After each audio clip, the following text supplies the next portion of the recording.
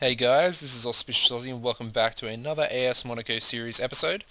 This is episode 25 and it is a mid-season review. Obviously all the January transfers that were made on our part, and of course all the fixtures leading up to this point. So first, as always, I'd like to get into the transfers first of all. Have a look at our transfer history here. Go down past August. Alright, so first in, this deal was set up a little while ago. Was Kleber from Vasco for 3.1 mil. Needed a replacement right back, and as you can see, Kleber, 19-year-old Brazilian, is exactly the type of player I wanted. Very good tackling, decent going forward, pacey. Determination of 15 is also pretty decent, and he should have a long, long career here at AS Monaco.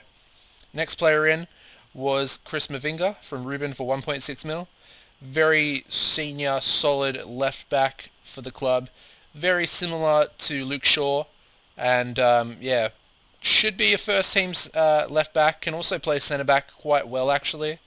Lacking a little bit in the jumping department, but yeah, definitely good cover for the left back position. With Haji also vying for that first team spot. And the final player I brought in was Samuel Luzzi from Chelsea for 10.75 mil. Kind of a large transfer. There have been two of them this season, with Gomez being the other one. But Luzzi, very, very solid centre back. I mean, 20 determination, 17 heading, 16 tackling. I mean, his physicals are already pretty outstanding. His decent composure and concentration, positioning as well. Yeah, so 21-year-old Italian, can also play left back, but he's not very good going forward. So hopefully I can embed him into the team towards the end of this season. Maybe not so much if we continue to play well, and yeah, hopefully in the coming seasons he can actually push on and become a world-class player. I might actually look to sell off either Matip or Papadopoulos to give him a better chance of improving. And Matip, has been away at the um, what is it called, African Nations Cup, so there's that as well. And we'll go into our outs now. Have to go down past August again. All right, so first player, well, Justin Stewart was loaned out to Havre Athletic. I did bring him back, and he is, is improved quite a bit actually. As you can see, his creativity and his passing and stuff has gone up. So I brought him back, and he's actually been starting a few games recently, and he's actually been playing well as well. So there's that. Sverre Gilbert went out loaned to Clermont Foot, the Norwegian right winger. It's pretty decent. I'm not sure if he'll ever become first team. We then sold Anthony Marshall. Now, I was hesitant to sell him, but AC Milan came in with a 16.75 mil offer, and I basically accepted straight away, simply because he was constantly whinging about playing first team football, and I'd give him a few games. He'd play well for maybe the first two, and then yeah, play like absolute crap the next couple, and then the next player out was of course Luke Shaw. He went to Manchester City for 19 million. Really disappointed to let him go, but I felt like he was kind of stagnating. I mean, he's a world-class player, but he wasn't performing as well as I thought he should. So I decided to just get rid of him. And Seamus Coleman left to Lazio for 1.5 million. 30 years old now, Seamus, and his physicals have kind of decreased a little bit. He's still there, technically and very very good mentally, but just once he started to lack the pace, going down the right wing essentially, he became a lot less deadly. So I decided to just move him out. Brought Kleber in, and Kleber's very pacey. Well, his acceleration is anyway. He's actually got the same pace as Coleman, but he will improve at 19 years old. Anyway, guys, let's get into the fixtures now. And of course, the last game you guys saw, I assume, was the Real Madrid game.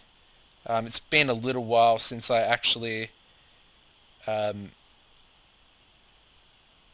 made an update, or made a video, sorry.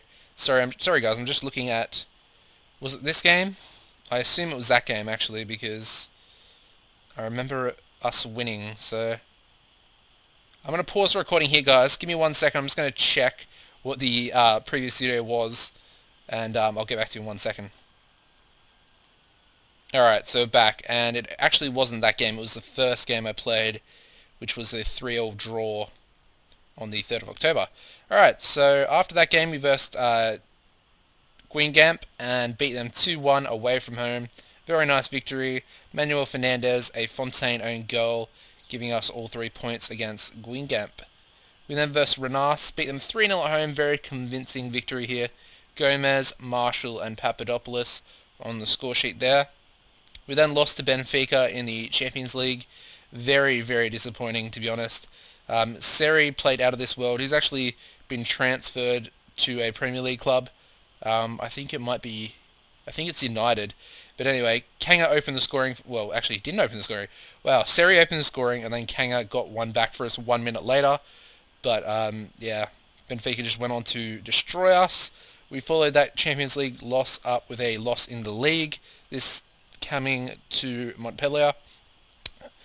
Fanchuli getting Montpellier's goal there.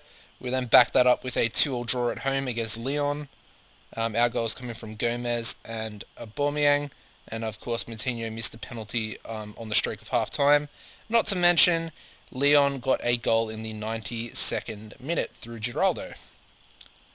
We then versed Benfica again, this time coming at home.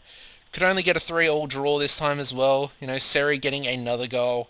Aubameyang with a brace for us, and Matip scored very late on to give us a point each. We then beat Bordeaux 2-1 away from home in the league. Aubameyang with a brace and a man of the match performance as well. We then versed Havre Athletic and beat them 4-1 at home. Moutinho, Kanga, Shaw and Bassi on the score sheet for us, and Mamadou Sissoko for Havre. We then versed Anderlecht at home, could only manage a 0-all draw, which, you know, basically all but surely sent us out of the Champions League and into the Europa League. I think, yeah. We then beat Losk Lille away from home, in the league. Goals coming from Aubameyang and Ulrich. We then faced Saint Etienne, could only manage a 1-all draw, our goal coming from Kanga. We then faced Real Madrid in the final game of the Champions League group stage, and we actually beat them 2-1 at the Santiago Bernabeu. Moutinho opened the scoring for us. Mesut Ozil got one back for Real, and then Matip in the 50th minute gave us all 3 points and a victory over, you know, arguably one of the best clubs in the world at the moment. We then beat Shox Monteb 3-0 away from home. Goals coming from, well, a brace from Aubameyang and a penalty from Van Eyck. We then played the Coupe de Ligue 4th round, beat Montpellier 1-0 away from home, with the goal coming from Kanga fairly late on as well. We then returned to league action and beat FC Lorient 4-0 away from home. Very good on the road this season. Kind of changed a little bit. Aubameyang with one and Lucas Ocampos with a hat-trick there. We then faced Groupe Sportif Consulat in the Coupe de France 9th round and beat them 6-0 at home. Fernandez, Bassi, Erstaprak, Stewart and a brace from Gomez. We then returned back to league action, beat SC Bastia 2-0. Aubameyang and Kanga getting our goals there. We then lost in the Coupe de Ligue quarterfinal to Lyon 4-2. Pretty exciting game, I have to admit. We were down, and then we came back. Then we were down again, then we came back. Then we were down again, and then very late on, they got their 4th through a Moutinho own goal. We then played the Coupe de France 10th round against AJ Auxerre and beat them 2-0 at home. Very impressive and sends us into the next round. Kanga with a penalty and Aubameyang with a goal very late on. Erstaprak picking up man of the match, which is nice to see. We then played Valenciennes, beat them 3-1 away from home in the league. Horacio Gomez with a brace and a Gosselin own goal got us all 3 points in that game. Dare Diallo, very impressive 18-year-old player that I was actually looking at trying to sign towards the end of the January transfer window. I'll show you his profile right now. He's a decent little 18-year-old, striker, left winger. I would probably deploy him as a left winger, to be honest. Although he did play as a striker for Valenciennes when we actually versed him and scored against us. He is a Togo under-20 international at the moment. So, he's got quite a bright future. I think I put a 5 mil bid in and they actually declined it. And they're basically saying that he's not for sale at any price. We followed that up with a 3-2 home loss, which was probably the most disappointing game I have played, since I had a little break from Football Manager. I mean, we opened the scoring through Gomez, 1-1 through Eliandro, Kanga got us 2-1 up. We then had a goal disallowed. I think it was Matinho had a goal disallowed. Wait, let me see. No, sorry, I think it was Gomez who had a goal disallowed. And then Alejandro scored one, made it 2-2, and then Akpro, got the final goal for Toulouse, who were coming like 16th or something at the time. And really, really disappointed to drop 3 points there.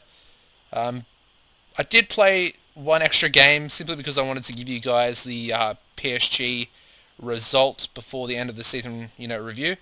So as you can see, we did actually beat PSG 2-1 away from home at the Parc des Princes. And Campos got a brace for us, and they actually signed Carlos Vieira in the January transfer window, and he actually got a goal for them in the 9th minute, opening the scoring. But Campos did absolutely destroy them and got man of the match performance. So we are in the Europa League as we finished, I'll show you the group here, as we finished third in our group, 1 point behind Madrid, which would have, been, kind of special. So essentially, if we had actually beaten Anderlecht in that game that we drew with them, we would have, beaten Madrid. Well, who knows if we would have actually beaten Madrid, but anyway, we are in the Europa League and we have drawn Besiktas. Going to be quite a tough opponent. They've got a few decent players. One of their players I'm actually signing.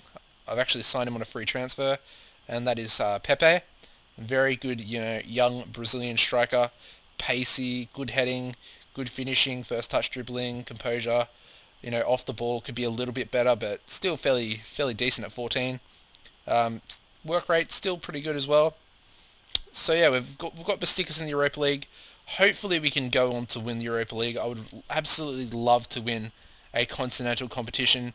And before I leave you guys, I will show you the league table. As you can see, we are currently in first position. This is better. We're currently in first position. Oh, actually, it's not.